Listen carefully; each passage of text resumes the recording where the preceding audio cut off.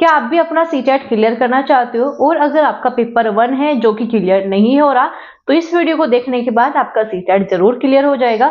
और आप में से कोई ऐसा है जो पहली बार सीटेट देगा तो आज हम आपका सिलेबस कंप्लीट इंफॉर्मेशन मैं आपको देने वाली हूँ कि किस प्रकार से आप सीटेट पेपर 1 को फर्स्ट अटेम्प्ट में अपना क्लियर कर सकते हो। तो चलिए स्टार्ट करेंगे। स्टार्ट करने से पहले आप में से कोई भी नया हो चैनल पर तो आप सभी चैनल को सब्सक्राइब कर सकते हो, बेल आइकन कौन रखना ताकि आपको नई अपडेट, नई क्लासेस, बैचेस की क्लासेस सब आपको समय पर मिल सके।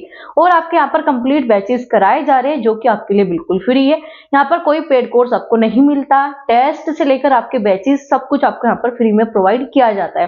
तो चलिए स्टार्ट करेंगे। और आप में से कोई भी स्टूडेंट जो सीटेट की तैयारी करना चाहता है या आपके कोई दोस्त है तो उनके साथ इस वीडियो को शेयर जरूर कर देना। तो चलिए स्टार्ट करेंगे। पेपर 1 को किस प्रकार से आप क्लियर कर सकते हो और आपका सिलेबस क्या है, क्योंकि अगर आपको अपना सिलेबस ही नहीं पता तो कैसे आप तैयारी करोगे।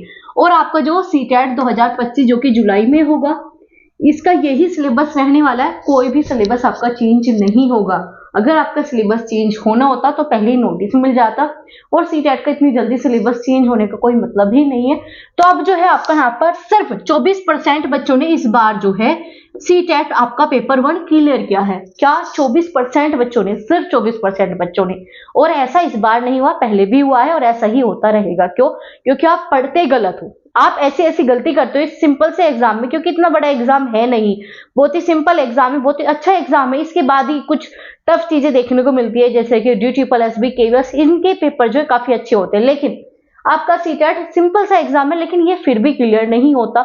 आप ना जाने कितनी गलती करते हो, कौन सी गलती करते हो, इसके लिए आप ये वाली वीडियो चेक कर लेना। इसमें मैंने आपको समझाया हुआ है कि ये गलती बिल्कुल नहीं करनी। तो चलिए अब बात करेंगे इसके सिलेबस की। अगर हम बात करें पेपर 1 आपका होता है 150 नंबर का। आप सभी को पता है 150 नंबर का पेपर होता है और ये डिवाइड होता है कुछ सेक्शन में। 5 अलग अलग सब्जेक्ट आपको पढ़ने होते हैं। अब पांचों सब्जेक्ट कैसे पढ़ने हैं और क्या किस तरीके से आपको चीजें करनी है वो सब बताऊंगी मैं आपको। तो चलिए अगर हम बात करें, सबसे पहले आता है आपका CDP। अब आप कहोगे मैम CDP इंपॉर्टेंट है, CDP तो आज तक हमने पढ़ी नहीं, क्योंकि CDP एक ऐसा काम है आपका जो आपने कभी नहीं पढ़ा, क्योंकि आपने 10th की है, 12th की है, आपने ग्रेजुएशन की है, आपने अपना BTC किया है, लेकिन कभी भी जो है BTC के अलावा कभी आपने CDP नहीं पढ़ा। क्यों? क्योंकि ये चीज हमें पढ़ाई ही नहीं जाती। अब आपने BTC में तो CDP पढ़ा है, जिसने डिटेल में पढ़ा है उसकी थोड़ी जल्दी हो जाएगी, लेकिन जिसने बिल्कुल नहीं पढ़ा और पहले दे चुके हैं, नहीं क्लियर हो रहा, तो आपको क्या करना है, आपको यहाँ पर न्यू बैच लॉन्च किया गया है। ठीक है, न्यू बैच है, CDP का पूरा कंप्लीट होगा वो बैच।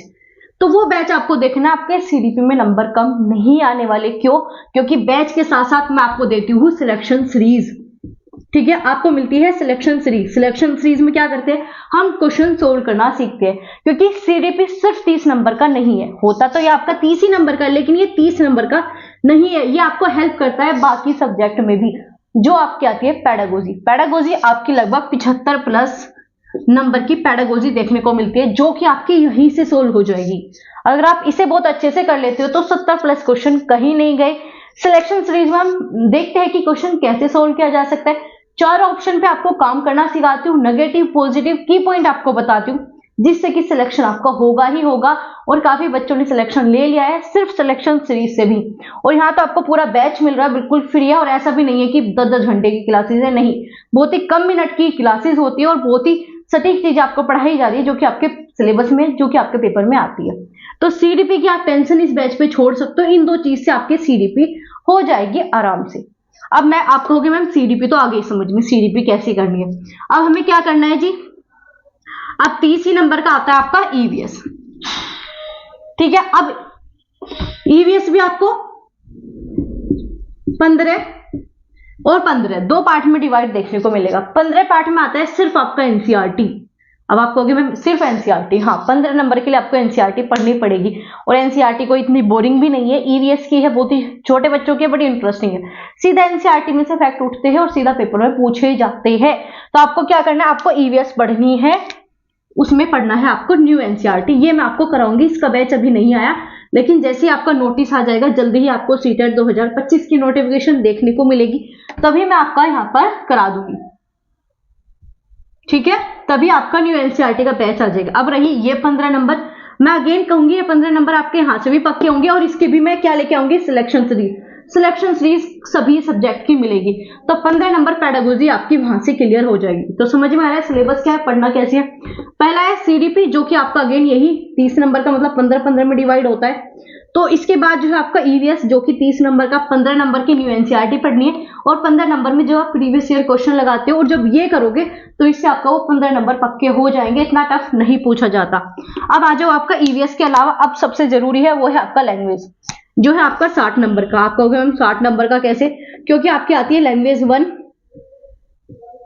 और आपकी आती है लैंग्वेज 2। अब लैंग्वेज 1 में क्या है, लैंग्वेज 1 आती है 30 नंबर की और लैंग्वेज 2 भी 30 नंबर की, तो हो गए आपके 60 नंबर। और ये 60 नंबर आपके बिल्कुल फ्री वाले हैं, ठीक है। इसमें आपका 60 नंबर, 30 नंबर तो बिल्कुल फ्री है, कितने 30 नंबर फ्री है, बिल्कुल हलवा है, लेकिन इसके लिए भी प्रैक्टिस करनी पड़ेगी। अगर प्रैक्टिस नहीं करा तो ये 60 नंबर गवा दोगे, जिससे कि सिलेक्शन होता ही होता है, ये गवा दोगे। कैसे, पहले समझते हैं। अब 30 नंबर में क्या आएगा, 15 नंबर में आता है आपका पैसेज, ठीक है, पैसेज और आपकी पोयम। अब पैसेज और पोयम लैंग्वेज 1 में, चाहे आप लैंग्वेज 1 में कुछ भी ले सकते हो जो आपको अच्छा लगे, हिंदी, इंग्लिश, उर्दू, संस्कृत, जो आपको अच्छा लगे वो लैंग्वेज लो, किसी के बहकावे में मत आओ। और आपको ये जानना है कि मैम आपने कौन सी लैंग्वेज ली थी, आप बच्चों को क्या बताते हो कि ये वाली लैंग्वेज लेने से हो जाएगा जल्दी, तो उसके लिए आपको चैनल पे वीडियो मिल जाएगी लैंग्वेज वाली, देख लेना। आप थोड़ी सी वीडियो में जाओगे तो मिल जाएगी कि लैंग्वेज कैसे सेलेक्ट करें, कौन सी ले, किससे आपको बेनिफिट मिलेगा। तो क्या है, लैंग्वेज जो है आपको 15 नंबर में क्या मिला, पैसेज और पोयम। सिर्फ ये रटना नहीं होता, बहुत सिंपल सा आता है। क्यों, क्योंकि 1 से 5वीं तक का है, तो 1 से 5वीं तक की बुक की कोई भी एक पैसेज आ जाएगा, उसमें से उठाकर पोयम दे दी जाती है, उसमें से क्या करते हैं, क्वेश्चन पुट अप करते हैं। अब इसमें क्या होगा, इन 15 नंबर में आपको ग्रामर का पोर्शन देखने को मिलता है। अब आप कहोगे मैम ग्रामर कैसे पढ़े, तो ग्रामर के लिए बैच आपका ला रखा है मैंने हिंदी का, लेकिन ज्यादा डिटेल में नहीं पढ़ना, ठीक है। वो बैचेस बहुत ही कम समय का, तो उसे भी करोगे तो ग्रामर का क्वेश्चन तो रहेगा नहीं। बाकी जब हम इसकी भी सिलेक्शन सीरीज करेंगे तो ग्रामर तो आपकी वहां से भी हो जाएगी।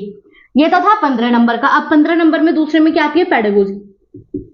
इसमें आती है पेडागोजी। पेडागोजी का पूरा प्लेलिस्ट मैंने आपको बना के दे रखा है, पूरी प्लेलिस्ट है, ठीक है। लेकिन इसके बाद भी हम न्यू बैच लेके आएंगे इसके लिए भी, ठीक है। नए तरीके से लाइव रहते हैं आपके सारे बैच और सभी बैच फ्री है, ठीक है। बाकी अभी आप उस प्लेलिस्ट को चेक करो, उस प्लेलिस्ट को चेक करो, क्योंकि अभी जो है इसका बैच नहीं आएगा, बैच तभी आएगा जब नोटिफिकेशन आ जाएगी।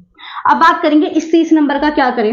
अब इस 30 नंबर में क्या अंतर है लैंग्वेज 1 और लैंग्वेज 2 में। आधे बच्चों को तो यही नहीं पता सिलेबस के नाम पे, ये पता है 2 लैंग्वेज आती है, अंतर नहीं पता। अंतर समझो क्या है। अब इस 30 नंबर में क्या आएगा, 15 नंबर का सेम वही क्या आएगा, इसमें 2 आएंगे पैसेज, या फिर आप बोल सकते हो आरसी, रीडिंग कॉम्प्रिहेंसिव, मतलब पैसेज की फॉर्म में मिलेंगे। इस प्रकार से पैसेज मिलेगा, यहाँ पर 2 मिलेंगे, 2 आएंगे पैसेज, और यहाँ पर क्या थी, एक पोएम थी एक पैसेज था। ये अंतर होता है, इसके अलावा अंतर कुछ नहीं होता। तो 15 नंबर में इसमें अंतर, और इन 15 नंबर में क्या कहोगे मैम क्या अंतर है।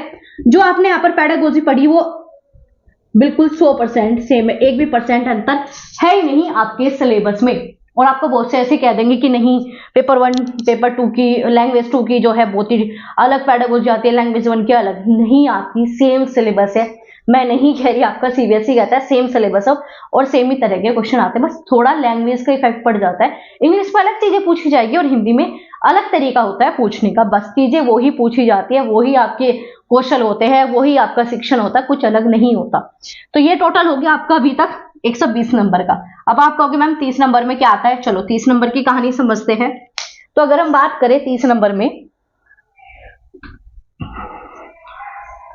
तो अगर हम बात करें तो 30 नंबर में आपका आता है मैथ, जो कि सब बच्चे डरते हैं मैम ये 30 नंबर नहीं होते हमसे, मैथ तो होता ही नहीं है।